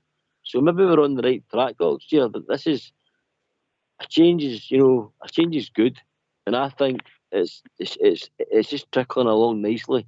And it's no coincidence. Gio's away, Ross Wilson's away, Beale comes in, and we've got new players in. This is the start of it. I think Bobby Gear's bang on. I think this is the shaking the tree. I don't know what yourself, David, mentioned it, or Bob Gear, but certainly somebody mentioned the shaking the tree, and I think this is the start of it, mate. I think that David was singing "I You Do." What's your take on it, Alex? If the results don't go my way, I agree with you. I think he'll manage. But let's be quite truthful. The support's very fickle, and I know myself. We go into the games in the semi-final.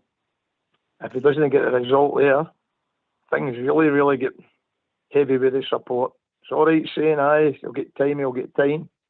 That's what you're judged on, Rangers managers, is beating Celtic. And this will be really interesting. But I agree. I think if he goes the 5 games without winning, he'll get a chance next year at the beginning. But the first game against Celtic at Ibrox will be absolutely crucial. And Can I just come in there, Alex? Can I just come in there? It's the nature of the beast. On you go, David. He's got to win the games. But he's got to have a good team to win the games. And we've not got that at the moment. That's the big picture. He can beat them if we get the right players in. So he can't judge them and he gets at least 3 or 4 of them out and replaces them with a bit of quality, a bit of dig, a bit of fight to match that mob. And then until that happens, I still think we've got a good, more than confident that we can get a result, but we need to turn up. And the only thing is that at the moment, they're just at wee pace in front of us. But I don't think you can criticise the guy at this moment in time. No way. Let's be honest. The one in front of us on Saturday, we shot ourselves in the foot. Yeah, you're right. Yeah. You know, if you're being honest about the game on Saturday, Alex, you know, you could argue that I don't think we had as many efforts at goal as them because they'd have few in the first half, but the second half, apart from we had that mad 5 minutes when we lost the 2 goals.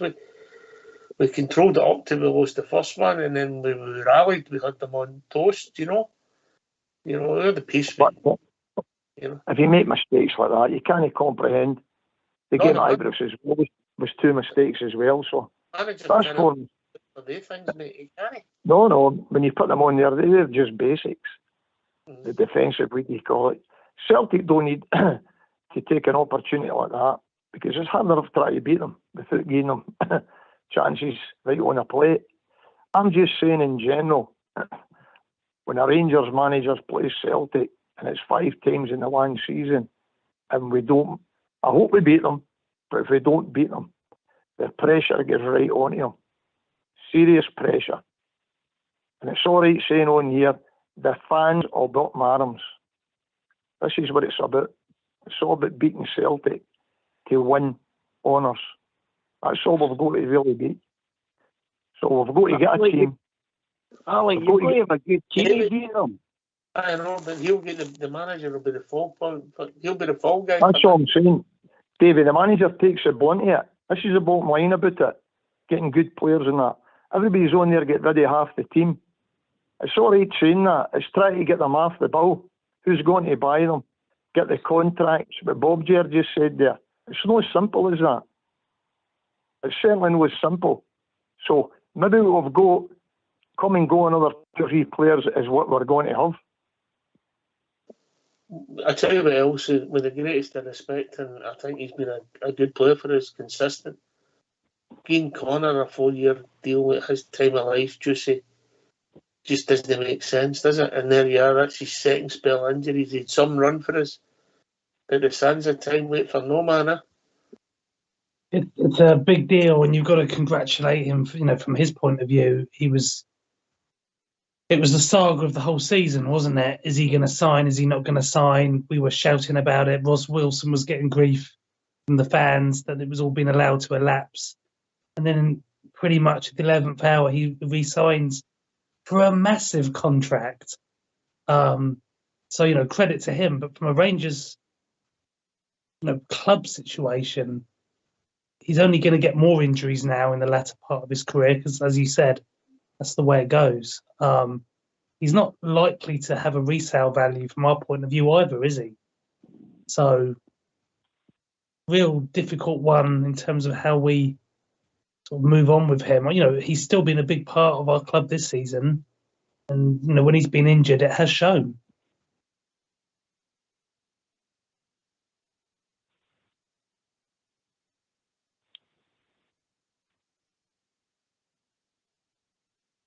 He was in the driving seat with the negotiations, but I just think the length. I thought it was good giving him a new contract. Alex and him will go to Port, but the length didn't make sense for me. And the 4-year deal, looking back now, it's probably no. But that's exactly what happened. They hung back to the very, very last day, and there you go. That's what they presented to him. You can't blame the guy. That's the kind of contracts are going to give them and that. He's been a right good servant to the club. Let's be quite truthful. It's just recently he started picking up some injuries, so he was badly missed. That's how I look at it. I've stood by him for a long, long time, and you could see the difference when he's on the team, especially in Europe and that as well. Unfortunately, injured as well, so they're one of the things as well. 4-year deal at his age, it's probably not the right thing to do, but fair play to him, he got it. Port? My initial thought was a 2-year deal with an option another year. That's what I'd like to see happen. But it was the old call. He called a bluff, didn't he? I think he waited till the very last minute, and Rangers maybe looked about, couldn't see anybody they could maybe afford to bring in, and finally, Burke would take on and give him the deal that he wanted, mate, and he got a 4-year. But I think a 2-year with a year's option would have been suffice, because I think the club's been as good for him as he's been good for us. And I agree with Alex. We miss his organisation when he's at the back. He's a great talker, great commander on the pitch. We do miss him when he's here. But I just think at the time, mate, I think 2-year with a year's option would have been more than enough for Connor.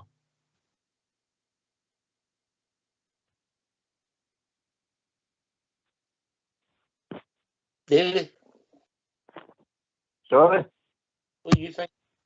No chance. No way. No way he should get 4 years. He was playing poker with the club, and they folded. Why did he wait that long? Was he wanting away? He didn't. He might have wanted away, but nobody wanted him. And he got a good deal, a great deal. He should never have get 4 years. And neither should Tavernier either. But they got them. So that's where we are. We've got to just accept that. Just for the record, Tavernier he got a 2-year extension on his contract, yeah? Well, near enough. Nah, better left him with 4 years, mate, yeah? Yeah. Right, okay. All these decisions on the Ross Wilson's juicy.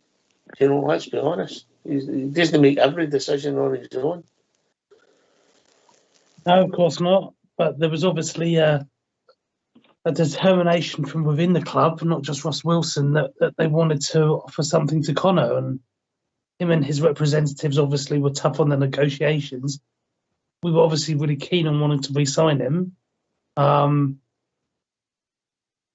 If he hasn't got those 2 injuries this season, we'll probably still be quite happy about it. But as you said, players decline in time, and sometimes, for as good as they have been, a player can outstay their sort of term of service. And I think we perhaps all feel the same with respect to Ryan Kent and Alfredo Morelos. They've had long service with this club now in comparison to how long other players stay at clubs. And it's got to a point where their contracts have been run down and they're going to go for nothing.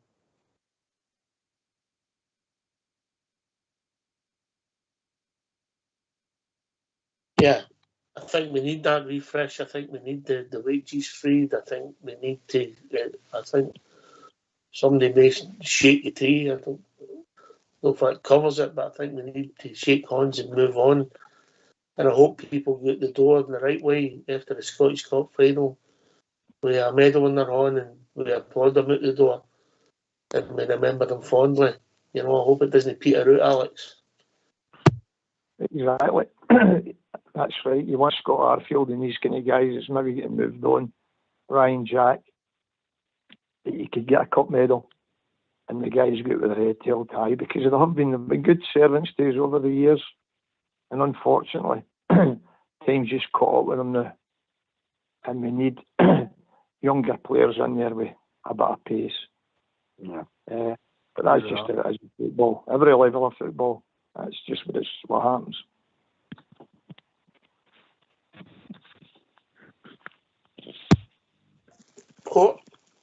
Aye, mate, that's why I think it's imperative. We've got a squad that's aging, mate. I think we need younger players in. We know we've got one of the best young coaches in Europe at developing players, and I think that's why I touched on earlier on.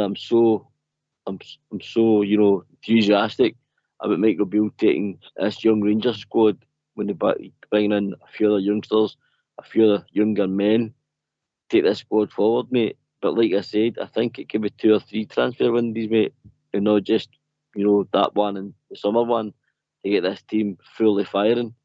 I fully believe what I've seen with Cantwell and Raskin. They've added vast amounts, a good 10% to the current team, who was flat in my opinion, Gio, and looking like it was done. The team was done, but with a few more Beale signings and youth, I think we're well on our way, mate. But I'd like to see Michael Beale continue that project. If I'm really honest, mate.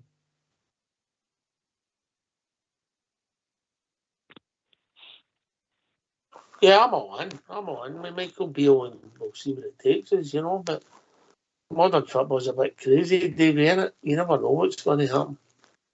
But I mean, the staring you in the face, who's got to go? You've got McGregor, he's got to go. Arfield's got to go. Kent's got to go. Morelos has got to go. Jack's got to go. They're a big chunk of that's even Gerrard's team. That's all got to go before we're going to go anywhere.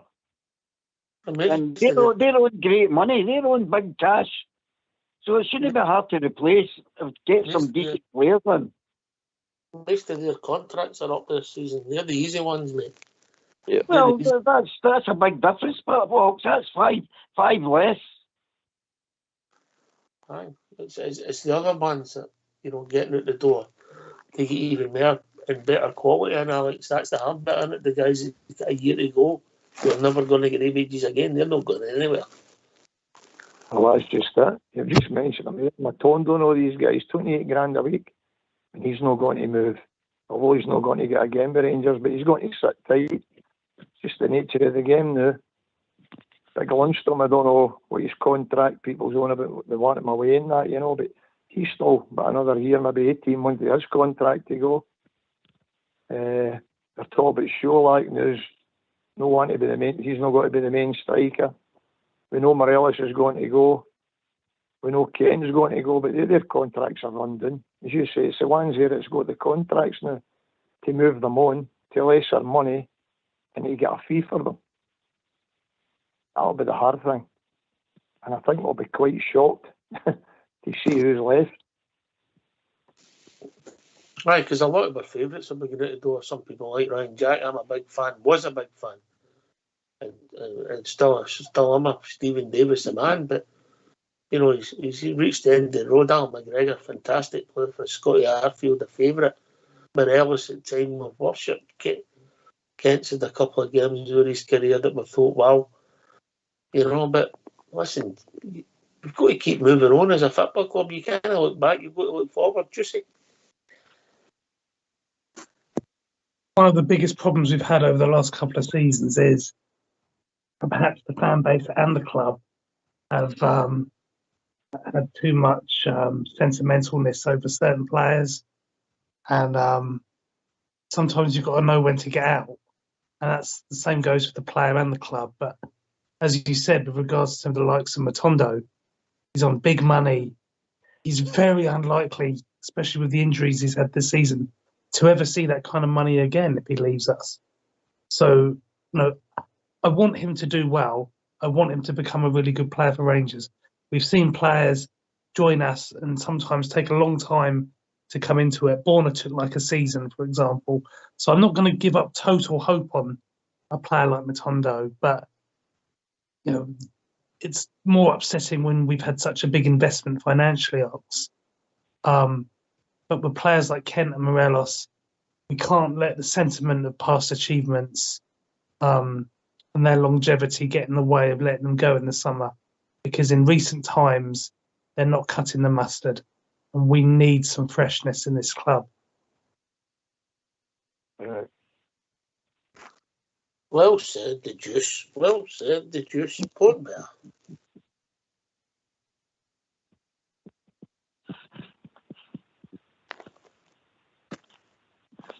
You're on mute, Port. Oh, he's forgot to press the button. Alex, it's just, we're keeping it an end of an era. Does that make sense? Yeah, it does. It does. Because certainly I've probably seen Kent and Morelos maybe away there last year or the year before, made a bit of value off them and that, but this is what happens. They just run down and they've run their contracts down. The guys are not doing nothing wrong. It's just that's the modern day of football now. You run your contract down. You try to get it sorted about a year before to make sure they sign an extension of what they're going to do. But the footballer, they've got the power now. It's been proved, and you're just hoping that we can unearth some wee gems in that again. But it'll be quite difficult. It really will, because a lot of teams are out there looking for players as well. So it's going to be see who we can get. Michael Beale, you're hoping, because he's naming that, and he's got a bit of good experience down in England and that, he can maybe bring some boys up there to fit into this team, because we definitely need a younger team with legs in that. And let's just see how we take it from there. Anyway, the last one for your good self, Alex. We've reached that time of the evening. Good to hear from you, mate. Brilliant, Oxford. What a fantastic show again. Great hearing from you. And keep up the good work. Pope Bear, Juicy, Davey and Bob J. Great show. Thank you very much. Cheers, Alex. Davey, the Malteser. Well said there, Alex. Well said. Well said. Give you everybody you said, didn't he? Aye, great show. It always is. The best show in town. And I think we've got a lot to look forward to, guys. No matter how the rest of the season pans out, we're always there for the Glasgow Rangers, and I'll catch up with you, and God bless the Gers. Good night, guys. I think you're biased, Davey. Too right, Alan. Too right. Juicy Bear. That man a Malteser. Thank you, Ox. It's been great tonight. Good to go through the signings of Mr. Ross Wilson, something a little bit different. Thank you to all the callers. It's been fantastic. And another game coming up, which we'll get into tomorrow, those that are on, and look forward to listening to it. Thank you, Ox. Come in, Port Bear. Press your mute button. You'll be talking again, mate. No. Let's see where I lost him. Anyway, listen, can I thank Bob Jar, of course, the one and only Alex for Wisher, Davey the Malteser Kid, Juicy Bear and Port Bear for doing the show, Fox and All School Blue for doing the technicals. This has been Rangers Radio. We'll be back tomorrow night between 8 and 10 talking about all things Rangers. Take it away, Old School Blue.